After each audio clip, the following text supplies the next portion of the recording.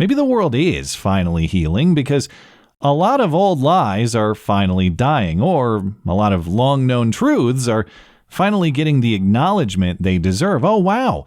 It turns out there were dozens of feds present on January 6th, and 17 of them committed crimes for which others were charged, but not them.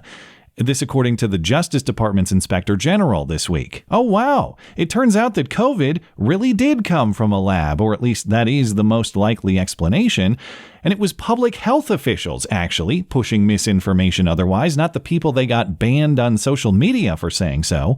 This according to a 500-plus page report 2 years in the making from the House Oversight Committee. And this week, in a podcast appearance from prison, the accuser in the Duke Lacrosse rape hoax from almost 2 decades ago finally admitted, yeah, I made that bullshit up. I testified falsely against them by saying that they raped me when they didn't.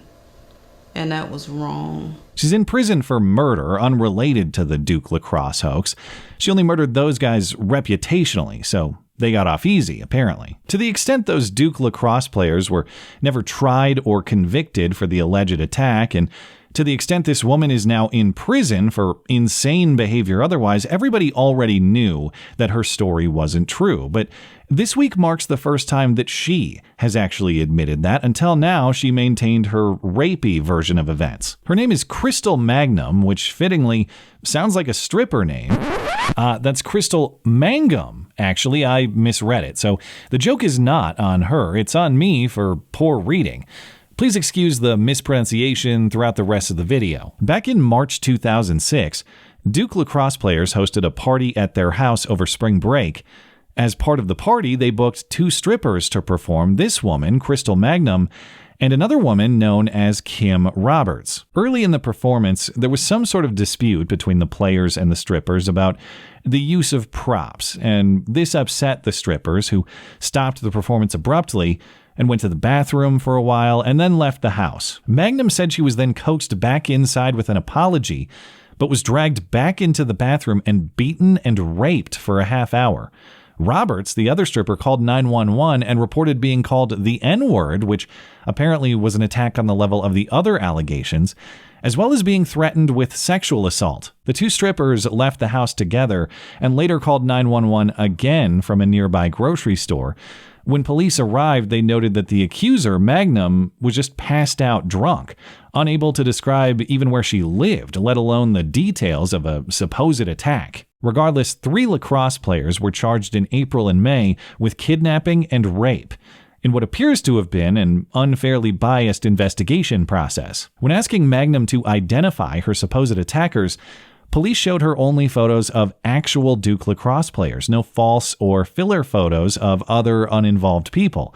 A defense attorney described it as a multiple-choice test in which there were no wrong answers. The story had problems immediately, but as investigation proceeded, the problems only expanded. All 46 white members of the Duke Lacrosse team were ordered to provide DNA samples for testing because Mangum had only accused white men.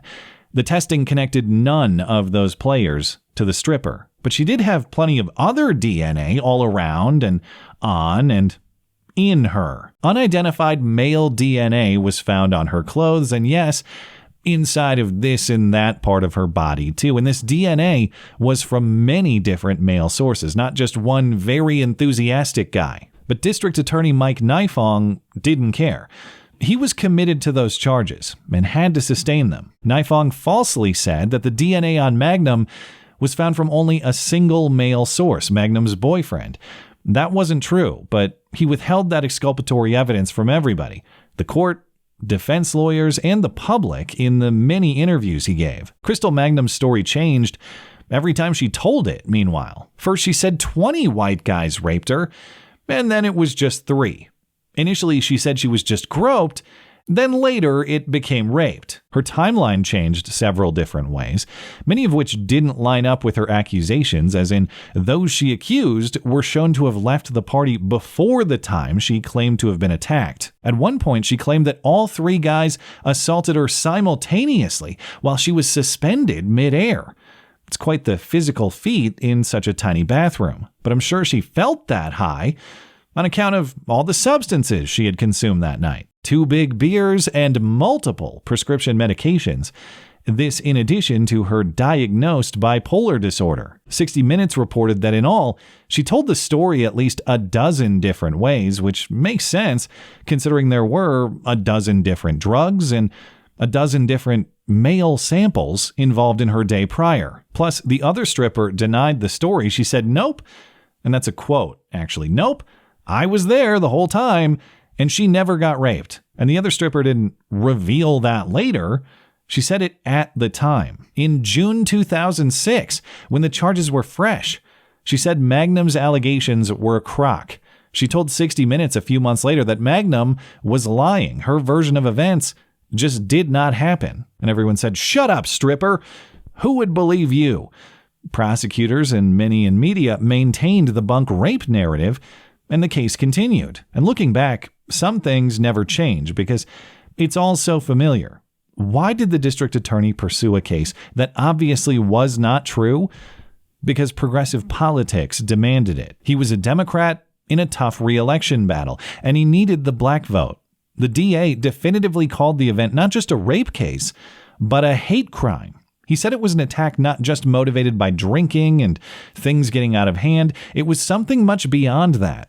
It was an offensive and invasive, racially motivated assault. And 88 professors, who I assume have since gone on to become the 50-plus intelligence officials who said the Hunter Biden laptop was Russian disinformation, 88 Duke professors published an ad in the school's student newspaper calling the supposed rape case a social disaster that was indicative of rampant racism and sexism on campus. Implicitly, by signing in support of that ad before the case was ever actually adjudicated, these professors did not care if the allegations were true or not, but some outright said that. Duke University President Richard Broadhead told the Durham Chamber of Commerce, quote, "Even if they didn't do it," referring to the players, "whatever they did is bad enough." Well, what if whatever they did is nothing, at least criminally, because that's what happened. But quite clearly the point is the scapegoat and the target, not the truth. But that's the thing. Whatever you build on a foundation of lies will come crashing down. In this case, eventually did. Upon revelation of the DA's dishonesty, the Attorney General took over. The charges against the players were dropped. The Attorney General declared the players innocent. The players got a financial settlement with the school and went on to higher pursuits elsewhere, and the DA was disbarred, resigned, and faced ethics charges for his misconduct. But at least in this case, there was no accountability for the accuser, Crystal Mangum. The Attorney General decided not to charge her with perjury, citing mental health concerns, even though she had clearly lied to police. Accusations that created public defamation against these players, and in fact that lie continued well after the criminal case was gone. She released a book in 2008 called The Last Dance for Grace, and still claimed that she had been raped. How that didn't get a defamation suit filed immediately, I don't know, but the biggest lie was in the title. There was no dance for grace at all. There was no first dance, there was no last dance. There were only lies, and worse, heinous crimes still to come. Crystal Mangum went on to stab her boyfriend to death in 2011. This after she had previously been arrested and charged for attempting to murder her other boyfriend before that. She was also charged with child abuse in that case because she started a fire in the house with her daughter and boyfriend inside. For stabbing her boyfriend to death, she was sentenced to at least 14 years in prison, which is where she sits now with several years remaining. For all her wrongdoing in the Duke Lacrosse case, there won't be any accountability, at least legally, because everything is beyond the statute of limitations.